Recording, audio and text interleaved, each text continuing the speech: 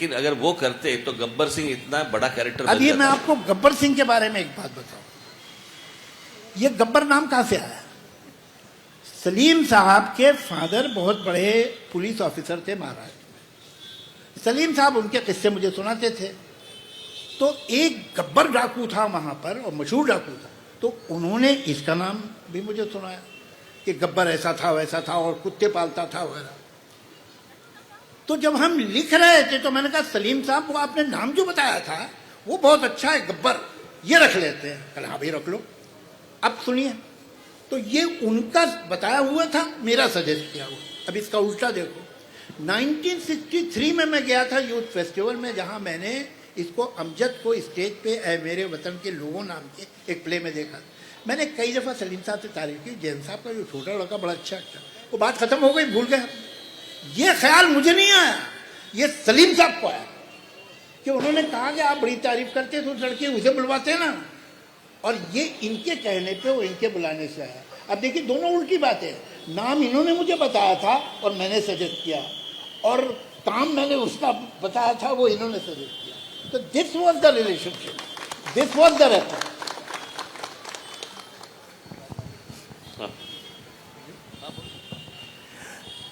एकतर पहिल्यांदा सर्वांना नमस्कार आणि दिवाळीच्या हार्दिक शुभेच्छा। हे दोन दिग्गज जे इथे बसलेत, माझं यांच्याशी कनेक्शन जरा वेगळ्या प्रकारचं आहे।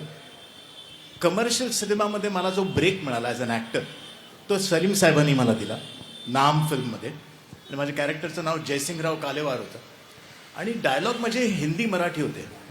तेव्हा मला ती एक संधी त्यावेळेला मिळाली, सलीम साहेबांबरोबर बसून त्यांनी मला विचारून मला डायलॉग लिहायला दिले त्याचे। तर ते एक, आणि नंतर मी 9 फिल्म ॲज अ डिरेक्टर ज्या केल्या तर सगळ्या फिल्म्स माझ्या जावेद साहेबांनी लिहिल्या। त्यामुळे one as an actor I work with and the other as a director. Salim साहब, जावेद साहब, I have a question for you कि आज का जो अपना जनरेशन है, ये पूरा जनरेशन जब स्क्रिप्टिंग करता है, जब स्क्रीन प्ले लिखता है, तो हमेशा रेफरेंस पॉइंट आपकी फिल्मों का होता है। आपके जो ट्विस्ट एंड टर्न्स होते हैं वो रेफरेंस पॉइंट होते हैं। अगर हम विलन का सोचते हैं तो विलन का इंट्रोडक्शन ऐसा होना चाहिए जैसे शोले में था, या ट्विस्ट एंड टर्न्स ऐसे होने चाहिए जो डॉन में थे। हमेशा ये रहता है रेफरेंस। सवाल मेरा ये है कि जब आप स्क्रीन प्ले लिख रहे थे तो आपके इंस्पिरेशंस कौन थे? Who were your inspirations as directors in your time?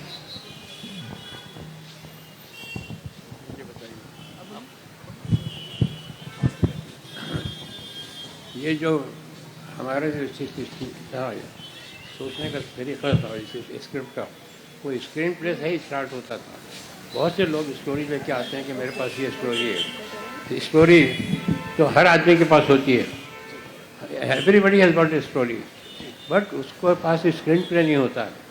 You always tell him कि स्क्रीन पे लेके आओ कि ये स्क्रीन प्ले कैसा होगा। Now anybody who doesn't see it happening cannot be a screenplay writer. You have to see it happening. दरवाज़ा खुला, एक कैरेक्टर अंदर आया, मकान खाली है, देखा, इधर खुला इधर खोला, एक आवाज़ आई, देखा, कुर्सी के ऊपर एक बैठा हुआ आदमी सिगार पी रहा है।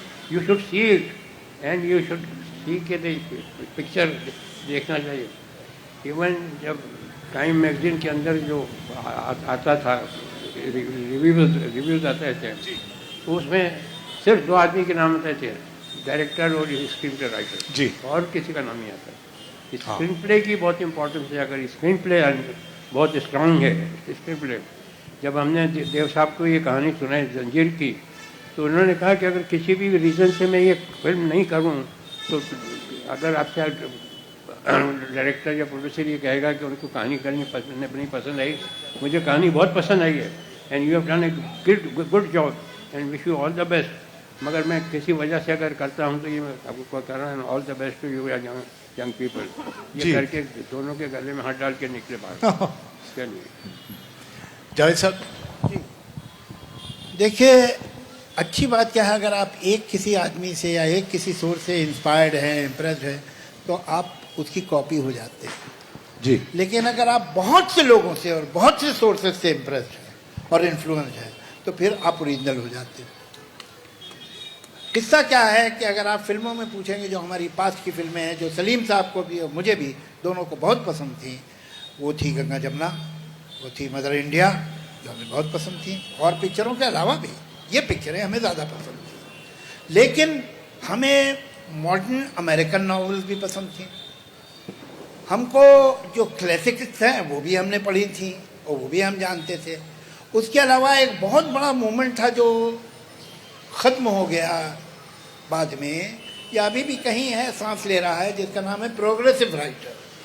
बहुत अच्छे अच्छे राइटर्स उसने हिंदुस्तान में पैदा किए, जिसका बुनियाद तो डाली थी मुंशी प्रेमचंद ने, लेकिन उसके बाद कृष्णचंद, इस्मत चुगताई और मिंटो, बड़े बड़े राइटर पैदा हुए।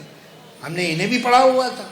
तो हमारे इन्फ्लुएंसेस जो हैं वो एक नहीं है, बहुत सारे हैं, और कुछ हम खुद थे, कुछ हमारी अपनी पसंद नापसंद, अपनी पर्सनैलिटी भी थी। अल्टीमेटली तो आपका अपना एस्थेटिक्स है ना जो चूज़ करता है चीज़ों को, कि क्या ठीक है और क्या ठीक नहीं है। तो मैं तो हमेशा कहता हूँ कि दो लोगों को ज़िंदगी में कभी साथ काम नहीं करना चाहिए। एक जो बिल्कुल एक जैसे, तो दो की क्या ज़रूरत है, एक काफ़ी है।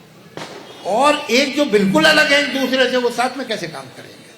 तो कुछ कॉमन होना, जो बहुत स्ट्रांग वैल्यूज़ है, कॉमन होनी चाहिए, और कुछ अलग अलग एक्सपोजर हो दोनों का, तो वो अपना खजाना लेके आएगा, ये अपना खजाना लाएगा, और जो बीच में है वो दोनों का है।